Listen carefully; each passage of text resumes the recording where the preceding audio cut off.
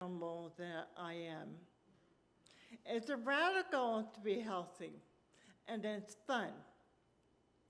Pride may be for a particular group of people, but we all need pride.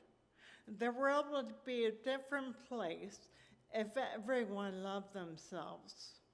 We may all be on different paths, but we can breathe together and have compassion for ourselves and others. Inhale compassion to a count of 3. Then exhale to a count of 5 and breathe out peace for ourselves and for all beings in the world. So Janet, can you give us those instructions again on what Sure. we breathe in and what we breathe out? Breathe in to a count of 3, breathe in compassion, then exhale to a count of 5 and breathe out peace for ourselves and all beings in the world. Please breathe with me.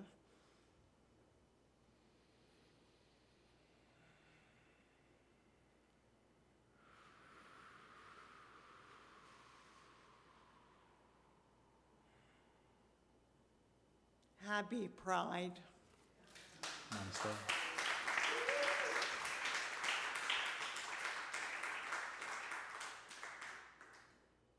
Thank you, Janet. Thank you, Mary Ellen.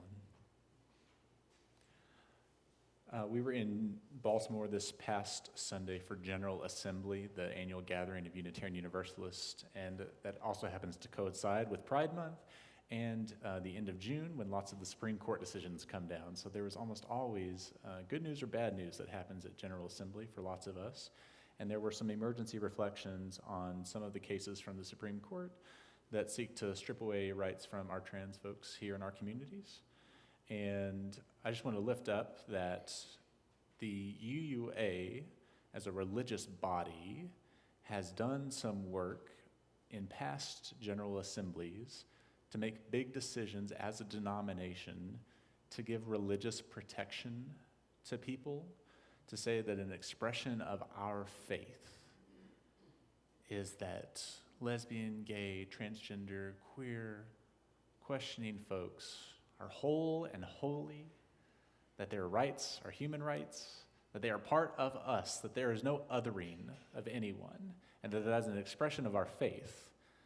And so when the courts make some of these decisions and also side on the strength of Christian nationalism, they're also opening the door for progressive people of faith to make the argument that says this is a religiously protected, constitutionally protected expression of our faith, right? So when we hear cases like the Skrmetti case in Tennessee, it's heartbreaking. When we see what's happening with books being pulled off of shelves and queer folks being forced underground and wondering what's going to happen, that's all scary and that's all real. And like Mary Ellen talked about in Budapest, Hungary, in one of the capitals of fascism outside of America right now, 500,000 people showed up to say, we're here, this is who we are, and we're not going away. And in a time like this, where James Baldwin would be criticizing America, I know, I think it is incumbent upon us to do so as well, and to criticize and to act in ways that put love at the center, but also to not shy away from what Janet is offering to us, to be an outlaw, to be a rebel. This is part of gay history for a long, long time, right? We have Pride Month now, but if you look back through queer history, the first Pride Month was not peaceful. It was not law-abiding.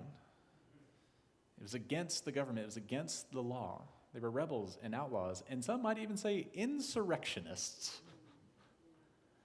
But if your government is one that puts fascism at the heart rather than love at the heart, then as people of faith, one, I think we have no choice but to be rebels and outlaws. And two, that is an expression of our faith, which puts them in a bind and not us, because they want to lift up the power of religion above sometimes common sense. So for those of us who put common sense into our religion and put love into all that we do. When I think about Pride Month as a straight white Christian dude from Texas with all manner of privilege, I would have thought that pride is not for me, as Janet lifted up. And that's true, right? And it doesn't mean that I don't need Pride Month as a straight cisgender person, because our liberation, as James Baldwin would talk about, is bound up together. That we all need one another, and something that affects one of us will eventually affect all of us. So when the UUA gets together and makes these decisions to protect the most vulnerable people right now, that protection is also for me. And even if I don't get something, I've learned a lot from my queer colleagues and my queer friends, a lot. Even if I don't understand something, that doesn't mean that I don't benefit from it. And that it's okay to have a little bit of selfishness in the way that we move through the world.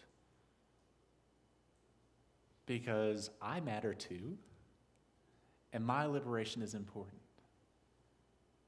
So if you are moving through the world with privilege similar to mine, I invite you to get a little weird and to look out for our queer siblings and to come back to places like this and find spaces and communities that are hopefully not starting from scratch, like Janet said, but are doing the work of this holy insurrection, being rebels for love and outlaws for justice. Because that's the paradox we find ourselves in. And if we are to be part of the long arc that bends towards justice, it starts with these everyday holy moments of being a little weird, being a little proud, and of widening our circle wider and wider to make room for all kinds of people here. To remind people that you are loved and worthy of love, that you are beloved, that all genders are whole and holy, and that centering the most marginalized amongst us, protecting our trans siblings, that is a fundamental expression of our faith.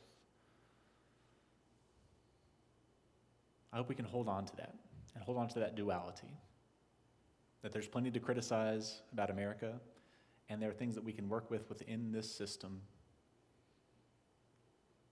to start shifting things back. And I believe we will get there. May it be so. Amen. I might just to take a second just to breathe, as Janet invited us to.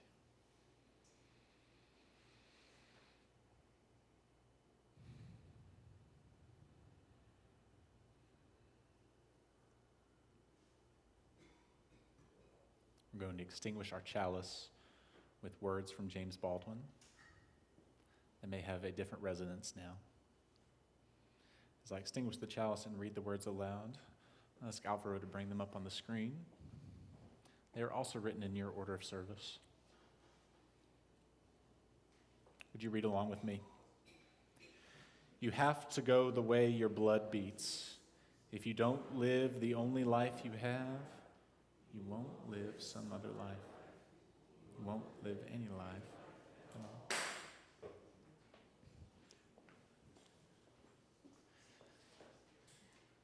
Oh, sorry.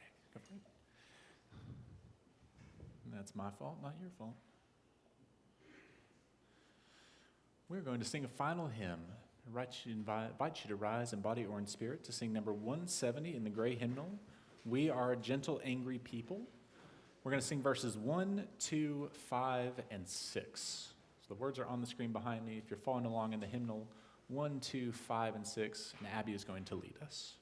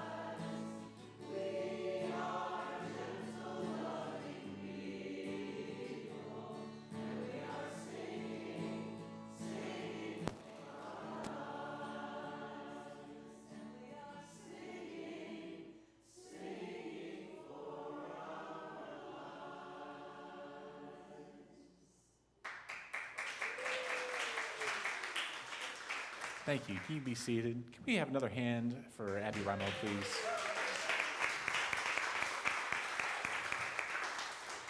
Thank you, thank you, thank you. So friends, we're coming to the end of our time together, but we want to do a blessing and a recognition, right? So the blessing is for one specific person, but the recognition is for lots of people. So Elizabeth Ann, if you can go ahead and come on up here, please. Thank you.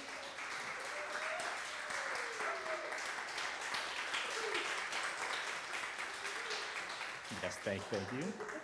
So Elizabeth Ann has been so wonderful to work with for the past 2 years, and we